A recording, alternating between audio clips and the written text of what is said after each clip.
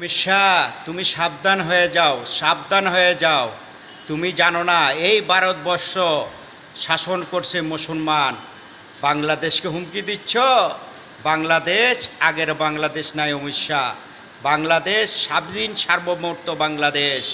বাংলাদেশের নৌবাহিনী, বিমান বাহিনী, সেনাবাহিনীর সাথে 18 কোটি মুসলমান আছে। 18 কোটি হিন্দু, মুসলমান, বৌদ্ধ বাংলাদেশের আছে। তারা ঝাঁপিয়ে পড়বে ভারতবর্ষের যুদ্ধের জন্য। তুমি সাবধান হয়ে যাও।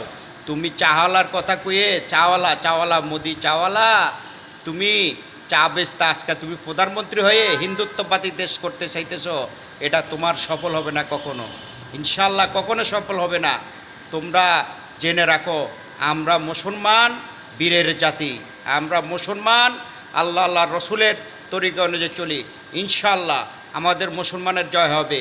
ইনশাল্লাহ বাংলাদেশের দিকে চোখ তুলে তাকালে চোখ উপড়ে ফেলবো অমিত শাহ।